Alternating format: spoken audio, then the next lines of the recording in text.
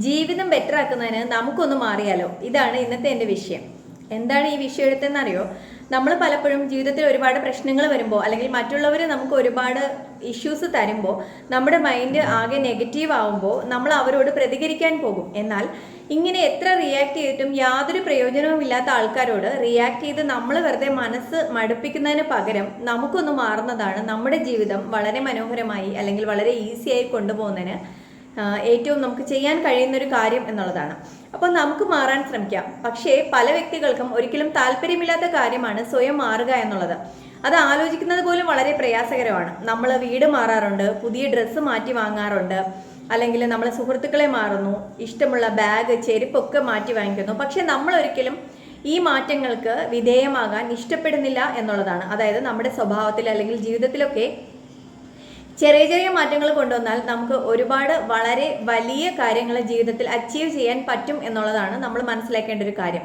അപ്പോൾ പലപ്പോഴും അവരെന്നോട് ഇങ്ങനെ പറഞ്ഞു, അല്ലെങ്കിൽ ഇവരിങ്ങനെ മോശമായി പെരുമാറി എന്നിങ്ങനെ സ്വയം നമ്മൾ ഒരുപാട് പഴിചാരാറുണ്ട്, അല്ലെങ്കിൽ പരിഭവങ്ങൾ പറയാറുണ്ട്.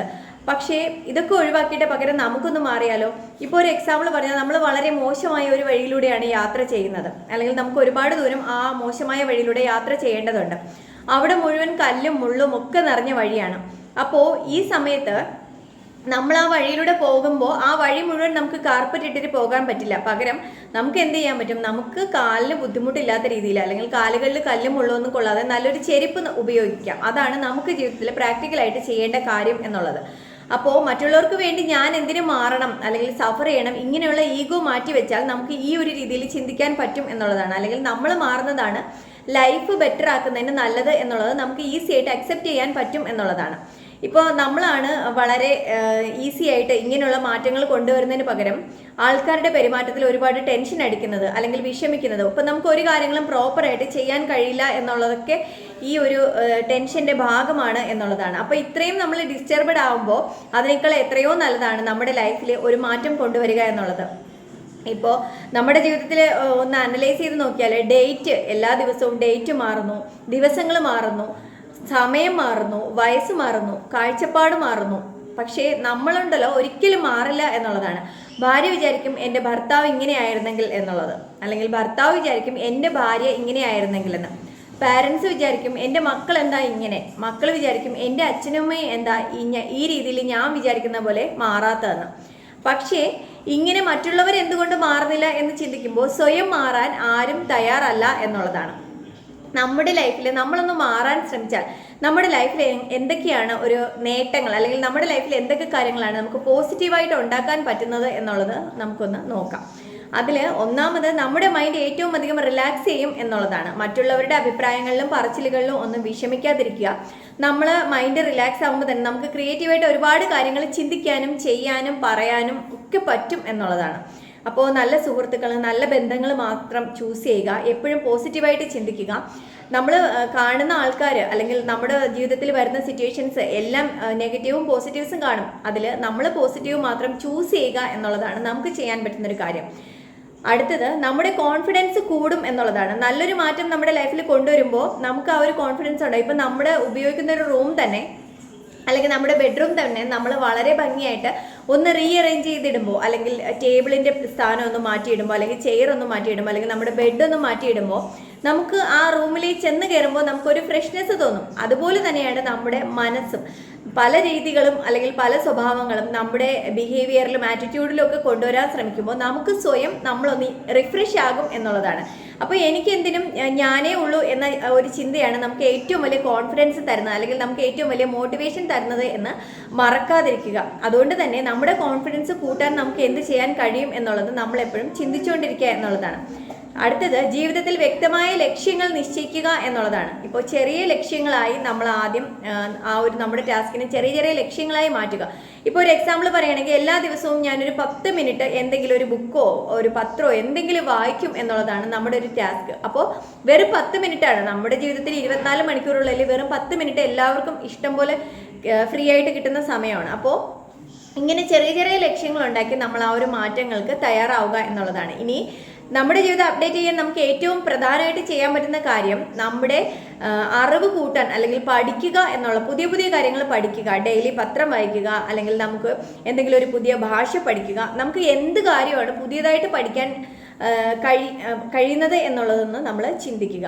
ഇനി ഏറ്റവും പ്രധാനം, നമ്മുടെ ജീവിതത്തിൽ ഒരുപാട് നെഗറ്റീവായിട്ടുള്ള ടോക്സിക് ആയിട്ടുള്ള വ്യക്തികളെ നമ്മൾ സംസാരിക്കേണ്ടി വരും, പരിചയപ്പെടേണ്ടി വരും. അപ്പോൾ അങ്ങനെയൊക്കെയുള്ള ആൾക്കാരിൽ നിന്നും എന്തെങ്കിലും നിവൃത്തി ഉണ്ടെങ്കിൽ അവരിൽ നിന്നും ഒഴിഞ്ഞു നിൽക്കുക. മാക്സിമം നമ്മൾ സംസാരിക്കാതെ അവോയ്ഡ് ചെയ്യുക എന്നുള്ളതാണ് നമുക്ക് പോസിറ്റീവ് ഇരിക്കാൻ പറ്റിയ പ്രധാനപ്പെട്ട ഒരു കാര്യം എന്ന് പറയുന്നത്. ഇനി ലൈഫിൽ നല്ലൊരു റൊട്ടീൻ ഫോളോ ചെയ്യുക, നന്നായിട്ട് ഫുഡ് കഴിക്കുക, ഹെൽത്ത് നോക്കുക, നല്ല രീതിയിൽ വ്യായാമം ചെയ്യുക, ഉറക്കം, ഭക്ഷണം ഇതെല്ലാം നന്നായിട്ട് ശ്രദ്ധിക്കുക എന്നുള്ളതാണ്. ഇനി നമ്മുടെ മൈൻഡ് സ്ട്രെങ്തൻ ചെയ്യുന്നതിന് നമുക്ക് മൈൻഡ് റിലാക്സ് ചെയ്യുന്ന എക്സസൈസ് അല്ലെങ്കിൽ മെഡിറ്റേഷൻ ഇതൊക്കെ നമുക്ക് ശീലമാക്കാം.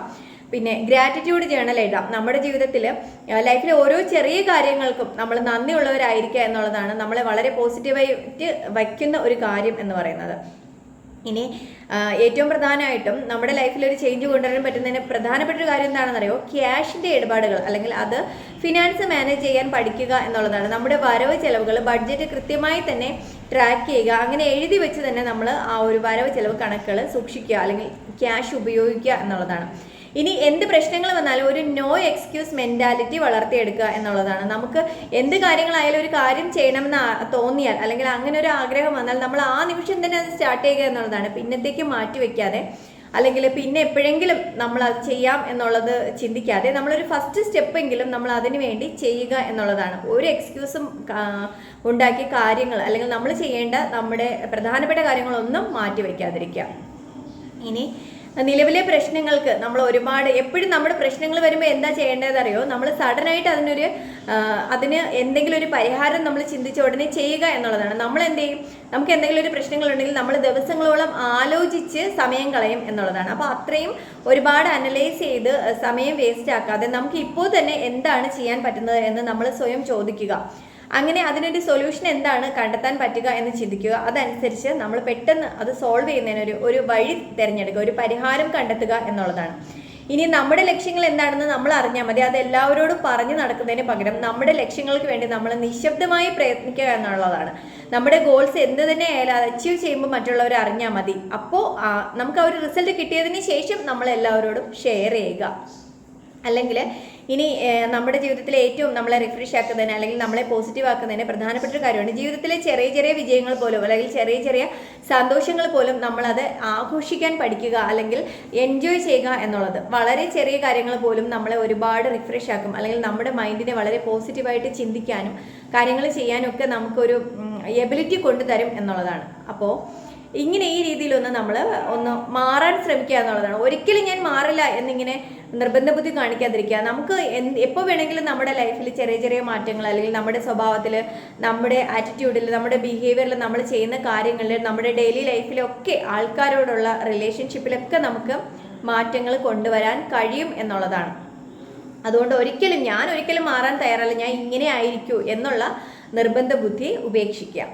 അപ്പോൾ ഇതാണ് നമ്മുടെ ലൈഫിൽ അല്ലെങ്കിൽ നമ്മുടെ ലൈഫ് കുറേ കൂടെ മെച്ചപ്പെടുത്തുന്നതിന്, ബെറ്റർ ആക്കുന്നതിന് എങ്ങനെ നമുക്ക് ലൈഫിൽ ഒരു മാറ്റങ്ങൾ കൊണ്ടുവരാം അല്ലെങ്കിൽ നമുക്ക് എങ്ങനെ ഒന്ന് മാറാം എന്നുള്ള വിഷയത്തിൽ ഞാൻ നിങ്ങളോട് പറയണമെന്ന് ആഗ്രഹിച്ച വിഷയമായിട്ട് ബന്ധപ്പെട്ട കാര്യങ്ങൾ. അപ്പോൾ ഇന്നത്തെ വീഡിയോ എല്ലാവർക്കും ഇഷ്ടമായി എന്ന് കരുതുന്നു. ഇഷ്ടമായെങ്കിൽ ലൈക്ക് ചെയ്യുക, ഷെയർ ചെയ്യുക. എന്നെ ഇന്ന് ആദ്യമായാണ് കാണുന്നതെങ്കിൽ അല്ലെങ്കിൽ കേൾക്കുന്നതെങ്കിൽ എൻ്റെ ചാനലൊന്ന് സബ്സ്ക്രൈബ് ചെയ്യുക. ഇതുപോലുള്ള വീഡിയോസിൻ്റെ നോട്ടിഫിക്കേഷൻസ് കിട്ടുന്നതിന് വേണ്ടി അടുത്തുള്ള ബെൽ ബട്ടൺ കൂടി എനേബിൾ ചെയ്യുക. അപ്പോൾ നിങ്ങളുടെ വിലപ്പെട്ട കമൻസ് അറിയിക്കുക. നിങ്ങളുടെ വിലയേറെ സമയമാണ് നിങ്ങൾ എന്നെ കണ്ടിരിക്കുന്ന എല്ലാവർക്കും ഒരുപാട് നന്ദി. ഇനി പുതിയൊരു വിഷയമായിട്ട് നാളെ വീണ്ടും കാണാം. അതുവരെ എല്ലാവർക്കും നന്ദി.